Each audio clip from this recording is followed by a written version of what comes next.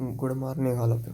तर चला आज आपण 23 तारखेला मार्केट कशा प्रकारे मूव्ह करू शकते ते पाहूया. आज मार्केट आपल्याला पहिली गोष्ट मार्केटमध्ये एक न्यूज आहे. अमेरिकेने USA इराणवर अटॅक केला आहे, ही एक न्यूज आहे. त्यामुळे एक पॅनिक सेलिंग बघायला भेटू शकते आपल्याला आज मार्केटमध्ये. दुसरी गोष्ट, मार्केटमध्ये हाय लिक्विडिटी अवेलेबल आहे.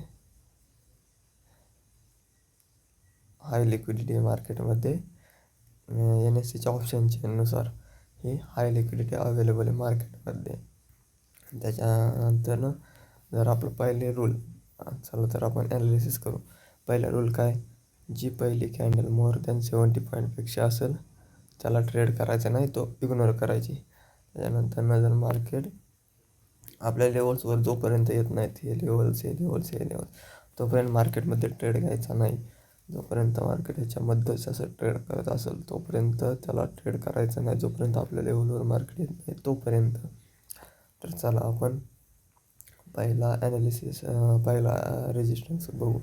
पहिला रेजिस्टन्स आहे 25,126, दुसरा 25,222. हे दोन रेजिस्टन्स आहे मार्केटला. आणि सपोर्ट 24,963, 24,853 आणि 24,706 असे 3 सपोर्ट आहेत मार्केटला. तर मार्केट आज आपल्याला 24,963च्या आसपास ओपनिंग, गॅप डाऊन ओपनिंग किंवा 24,853च्या आसपास गॅप डाऊन ओपनिंग बघायला भेटू शकतं. ह्या लेवलच्या किंवा ह्या लेवलच्या आसपास मार्केट गॅप डाऊन ओपनिंग बघायला भेटू शकतं. तर ह्या लेवलला आसपास भेटलं तर मार्केट ह्या लेवलवर लिक्विडिटी रन करण्याचे चान्सेस आहेत.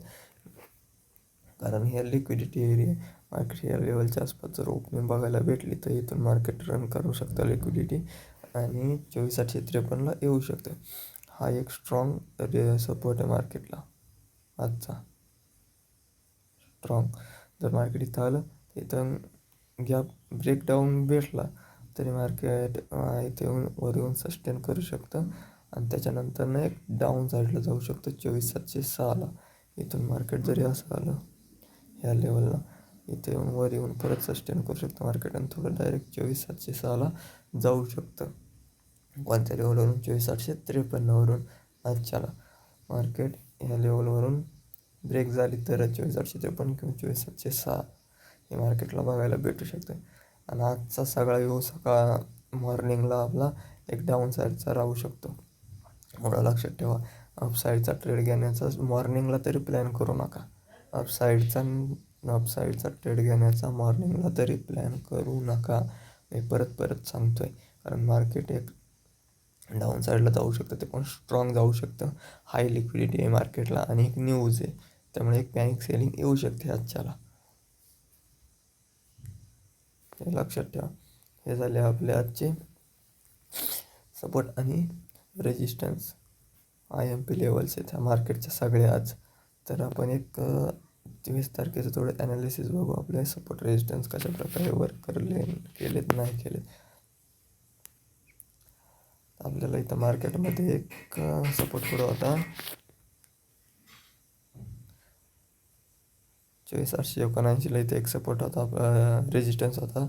आणि दुसरा होता 24,549, 25,049ला.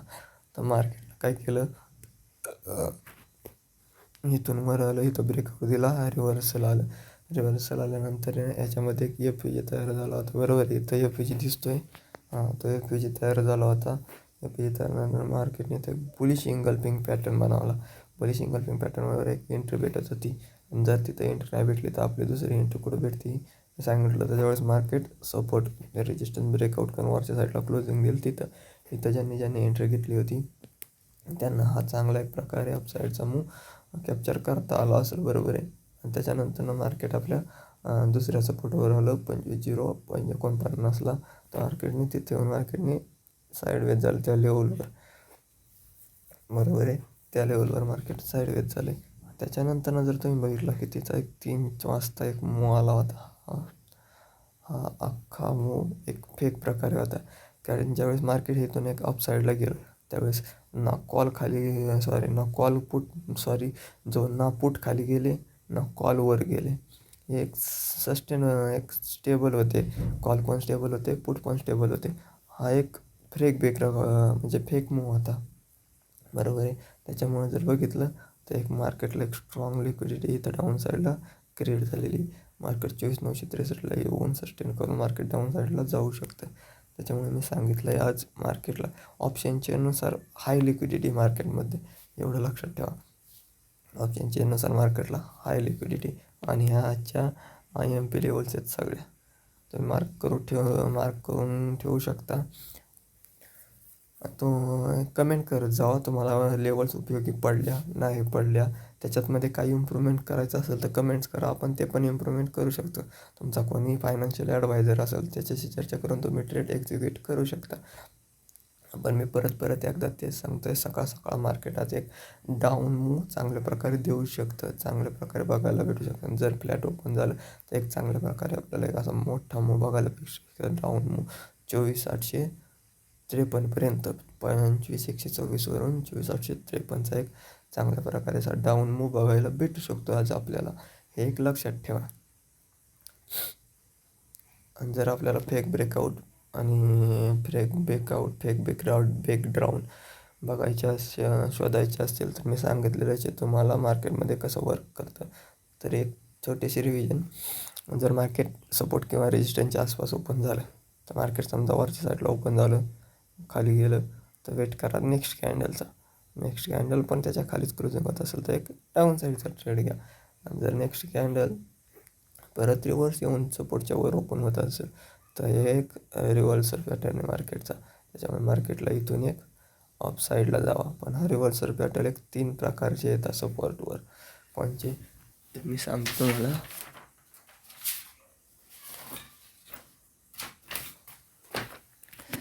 पहिलं त्याला म्हणतात बुलिश इंगल्फिंग. म्हणजे काय असतं, एक रेड कॅन्डल बनते सपोर्टवर, त्याच्यानंतर नेक्स्ट कॅन्डल पहिल्या कॅन्डलची बॉडी पूर्णपणे इंगल्फ करते. त्याच्या कॅन्डलचा शॅडोचा काय विषय हे नसतो, प्रॉब्लेम नसतो, पण बॉडी नेक्स्ट कॅन्डलच्या बॉडीने पहिल्या कॅन्डलची बॉडी अख्खी इंगल्फ केली पाहिजे. म्हणजे हा बाईंग प्रेशर दाखवतं मार्केटला. त्यामुळे मार्केट वर जाऊ शकते. ही सपोर्टवर कॅन्डल शोधायच्या, हे एक कॅन्डलस्टिक पॅटर्न शोधायचा. आणि दुसरा असतो बुलिश हरामी. म्हणजे एक रेड कॅन्डल असते, त्याच्यातमध्ये नेक्स्ट कॅन्डल, ह्या कॅन्डलचं जे पहिले कॅन्डल जिथं क्लोजिंग दिली त्याच्यावर मार्केट ओपन होतं आणि त्याच कॅन्डलच्या आतमध्ये ती कॅन्डल क्लोजिंग देते. म्हणजे ह्या म्हणतात बुलिश हरामी. ह्या कॅन्डल जे पॅटर्न जर दिसला सपोर्टवर तर इथून एक बाईंग येते मार्केटला. तसंच अजून एक पिअर्सिंग पॅटर्न असतं मार्केटमध्ये सपोर्टवर. एक रेड कॅन्डल येते, त्याच्यानंतर हे जे क्लोजिंग आहे ह्याच्या खाली नेक्स्ट कॅन्डल क्लोज होते आणि ह्या बॉडीमध्ये येऊन क्लोज होते पहिल्या. आणि ह्या कॅन्डलच्या लोने ह्या कॅन्डलचा लिक्विडिटी सेव्ह केलेली असते. त्याला पिअर्सिंग पॅटर्न म्हणतात. त्यावेळेस इथं क्लोजिंग देते बॉडीमधून, इथून एक बाईंग येते. सेम तेच रेजिस्टन्सवर वर्क करते मार्केटला. रेजिस्टन्सला त्याला बेअरिंग इंगल्फिंग म्हणतात. ही पहिली कॅन्डल हिरवी असते, बुलिश कॅन्डल असते. नेक्स्ट कॅन्डल रेड येते, जी कॅन्डल पहिल्या कॅन्डलला अख्खी इंगल्फ करते त्याच्या बॉडीला. तिथून मार्केट रिव्हर्स होतं. हे सपोर्ट रेजिस्टन्सवर शोधायची. त्याच्यानंतर दुसरी बेरिश हरामी. म्हणजे इथे एक बुलिश कॅन्डल असते रेजिस्टन्सवर, त्याच्यामध्ये एक हे कलर मॅटर करत नाही. हे जे 2 नंबरची कॅन्डल बनते ना, त्याचा कलर कोणता पण असू शकतो, लाल किंवा हिरवा. जर हिरवा लाल असेल तर चांगलंच, हिरवा असेल तरी चालतो, काही विषय नाही. पण ते नेक्स्ट कॅन्डल आहे पहिल्या कॅन्डलच्या बॉडीच्या आतमध्ये बनते, त्यामुळे तिथून मार्केट एक रिव्हर्सल येऊ शकतं. त्याला म्हणतात बुलिश हरामी, बेरिश हरामी. आणि त्याच्यानंतर एक डार्क क्लाउड कवर रेजिस्टन्सवर बनतो मार्केटला. एक डार्क क्लाउड कवर म्हणजे मार्केटला एक हिरवी कॅन्डल असते, त्याच्यानंतर ह्या कॅन्डलच्या क्लोजिंगच्या वर मार्केट ओपन होतं. असं आतमध्ये येऊन ह्याने ह्याची लिक्विडिटी घेतलेली असते. तर ह्या कॅन्डलवर एक आपल्याला एंट्री भेटू शकते रेजिस्टन्सवर. त्याला म्हणतात डार्क क्लाउड कवर, बरोबर आहे.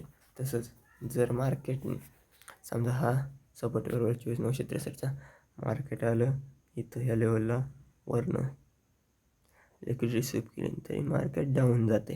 तर ही मार्केटला काय एक ट्रॅप आहे मार्केटला. मार्केट काय करणार आहे, इथून रिव्हर्सल होणार आहे. मग इथून मार्केट रिव्हर्सल आला, इथून पॅटर्न तयार करतं मार्केट. पॅटर्न जर नाही दिसला तर वेट करा, 24,963च्या वर येण्याचं मार्केट आलं तर इथून एक आपल्याला एंट्री देतं. नाही दिली सपोर्ट नाही तर मार्केट असं एक मोठी कॅन्डल बनली तशी वेट करा, मार्केट परत रिव्हर्स होण्याचं. इथे एक FVG असतो, FVG राहणार, मार्केट अप साईडला जाणार. सरळ सरळ गणित ट्रॅपचं मी सांगितलं होतं बरोबर आहे. सपोर्टवर पण तसंच, रेजिस्टन्सवर पण तसंच.